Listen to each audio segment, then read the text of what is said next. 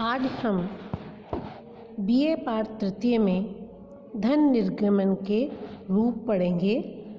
अंग्रेजों की भारत विजय तथा उनकी हस्तक्षेप नीति का मुख्य कारण आर्थिक था।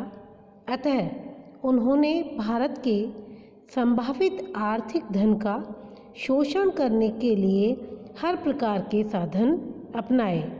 उन्होंने अपने शासनकाल में ही भारत की आर्थिक दशा को शोचनीय बना दिया। 1857 में भारत पर प्रत्यक्ष और औपचारिक रूप से ब्रिटिश साम्राज्यवाद का राजनीतिक प्रभुत्व स्थापित हुआ। यह एक महत्वपूर्ण राजनीतिक घटना थी जिसने भारत की नीति पर दूरगामी परिणाम प्रभाव छोड़े।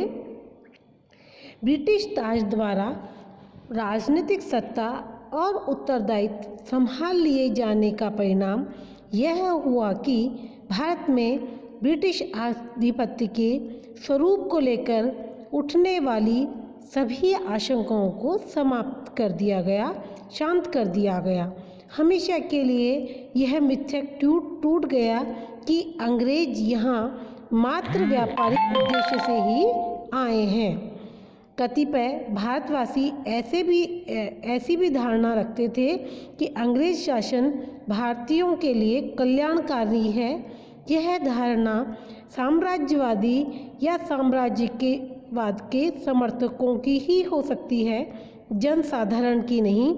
परंतु इन समर्थकों को भी इस तथ्य से अपरिचित नहीं होना चाहिए कि साम्राज्यवादी राष्ट्रों ने विश्व सहित अपने उपनिवेशों की धन संपदा को किस निष्ठुरता से दोहन किया और 200 वर्षों के ब्रिटिश शासन में आर्थिक दोहन में साम्राज्यवादियों ने किसी तरह की कोई कसर नहीं छोड़ी। 1857 में भारत की आर्थिक स्थिति क्या थी, इस विषय पर भी आज हम चर्चा करेंगे। विद्रोह के समय भारत विश्व में आर्थिक दृष्टि से एक पिछड़ा हुआ देश माना जाता था। उस पर विश्व के सर्वाधिक विकसित एवं औद्योगिक देश इंग्लैंड का प्रभुत्व हो चुका था। ब्रिटिश सरकार की आर्थिक क्षेत्र में वही नीति रही जो ब्रिटिश कंपनी की 1857 से पूर्व थी। इसका अर्थ यह भी नहीं कि 1857 के प्रशासन में कोई परिवर्तन ही नहीं आया। ब्रिटिश सरकार ने नए कई कानून बनाकर अधिकांश भारत की संपदा और जनता के शोषण के संबंध में कानून बनाए। सर्वप्रथम ब्रिटिश सरकार ने यातायात के साधनों में रेलगाड़ी चलाकर संदेश वाहन में तार भेजने की व्यवस्था कर भारतवासियों को संतुष्ट करना चाहा और भारतवासियों ने उनकी इस उपलब्धि की प्रशंसा की। किंतु ये साधन भी भारत के धन दोहन के साधन मात्र बनकर रह गए। भारत से कच्चा माल इंग्लैंड भेजने को बाध्य किया गया। भारत का वस्त्र उद्योग समाप्त किया जाने लगा, इससे कि जिस क्षेत्र में वह काफ़ी अग्रणी था। साथ ही मैनचेस्टर और लंकाशायर के वस्त्रों को यहाँ जबरदस्ती खपाया गया। व्यावसायिक कृषि प्रारंभ करने पर बल दिए। कृषि के पुराने तरीकों की अवनत दिशा में किया गया। ब्रिटिश सरकार ने सिंचाई के साधन भी उपलब्ध नहीं कराए और ऐसे प्रदेशों पंजाब, उत्तर प्रदेश व बंगाल में जहाँ की प्राकृतिक सिंचाई के साधन पहले ही उपलब्ध थे, दक्षिण भारत के सूखे व पठारी भागों में सिंचाई के साधनों की कोई व्यवस्था नहीं की गई। जो राजस्व प्रणालियाँ सरकार ने प्रचलित की थी वे सब किसानों के खून चूसने वाली सिद्ध हुई।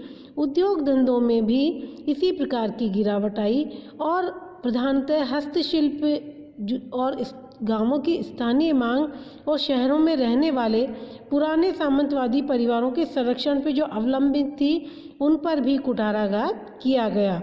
यद्यपि इन लघु व कुटीर उद्योगों में अधिक संख्या में व्यक्ति कार्यरत नहीं थे, पर उनके द्वारा तैयार की गई वस्तुएं अपनी उत्कृष्टता और अद्वितीयता के लिए विश्वविख्यात थी।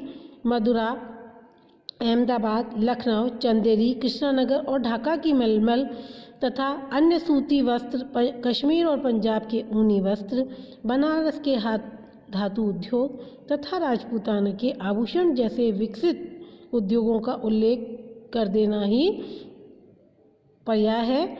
इन हस्तशिल्प उद्योगों के कारण ही भारतवासी अंग्रेजों के आने से पूर्व दीन नहीं वरन संपन्न थे। 19वीं शताब्दी के प्रारंभ से ही भारत में यह आर्थिक पिछड़ापन हमें दृष्टिगत होने लगा। अतः भारत का यह पिछड़ापन उतना आधुनिक है जितना भारत में ब्रिटिश शासन और भारत की आर्थिक अवस्था को दयनीय साम्राज्यवादी ब्रिटेन ने अपने शोषण से ही बनाया। अब आता है कि भारत में आर्थिक शोषण के कौन कौन से क्षेत्र या कौन कौन से रूपों में भारत का आर्थिक शोषण किया गया। सबसे पहले हम बात करते हैं कृषि की।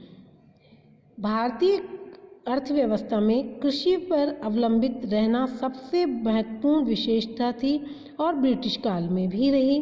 ब्रिटिश नीतियों ने भारतीय अर्थव्यवस्था के अधिकाधिक ग्रामीणीकरण को बढ़ावा दिया, जिसके कारण खेती पर पारंपरिक निर्भरता और अधिक बढ़ी। फलतः 19वीं शताब्दी में देश की लगभग 80% जनसंख्या भूमि पर अपना जीवन निर्वाह करती थी। अतः स्पष्ट है कि ब्रिटिश सरकार की आय का प्रमुख साधन भू राजस्व था।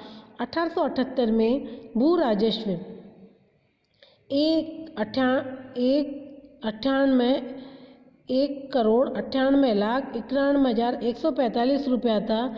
वहीं 1889 में 2,39,81,399 करोड़ और 1901-1902 में बढ़कर कि ये 2,74,32,027 रुपये हो गया। स्पष्ट है ब्रिटिश सरकार निरंतर भू राजस्व को बढ़ाती रही, चाहे देश में अकाल पड़े या अतिवृष्टि से फसलें खराब हो। अब आता है कि किसानों का किस प्रकार शोषण किया गया। पहला, माल गुजारी के विभिन्न साधन। लॉर्ड कॉर्नवालिस ने बंगाल की स्थायी बंदोबस्त किया। इस व्यवस्था के अंतर्गत किसान वर्ग भारी भूकर से दबता रहा और जमींदार वर्ग दिनों दिन अमीर बनता गया। जमीन के स्वामी जमींदार बन गए और वे किसानों से मनमाना भूमि कर लगाते रहे। कॉर्नवालिस के स्थायी बंदोबस्त के परिणाम स्वरूप राजस्व 34 लाख हो गया। अमीर सामंत व जागीरदार ब्रिटिश सरकार के स्वामी भक्त बनकर रह गए और वे उनकी नाना प्रकार से आर्थिक सहायता करते थे। स्थायी बंदोबस्त ने आय निश्चित कर दी और खर्च दिनों दिन बढ़ता गया। इस आर्थिक अभाव को दूर करने हेतु ब्रिटिश सरकार ने मद्रास व पंजाब में रैयतवाड़ी व्यवस्था ऊंची दर पर लागू की। इस व्यवस्था से पैदावार का लगभग आधा भाग सरकार को देना होता था। इस व्यवस्था से भी जब अंग्रेजों की आर्थिक दशा नहीं सुधरी तो बम्बई और संयुक्त प्रांत में महलवाड़ी व्यवस्था कर दी। इस व्यवस्था के पीछे भी स्पष्ट था कि अंग्रेजों का उद्देश्य भारतीय किसानों का शोषण था।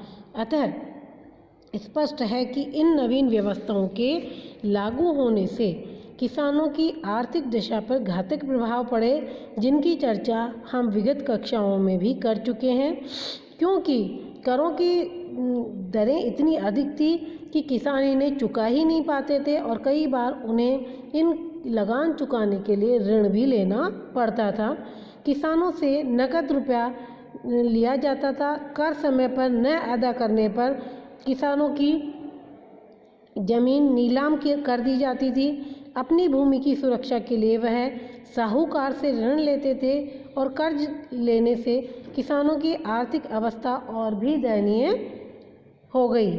फसल कटने पर किसान के घर अनाज पहुंचने से पूर्व ही सारी फसल सरकारी कारिंदे व ऋणदाता साहूकारों द्वारा उठा ली जाती थी, जिसकी चर्चा हमें इतिहास के साथ साथ उस समय के साहित्य में भी बहुत बखूबी देखने को मिलती है।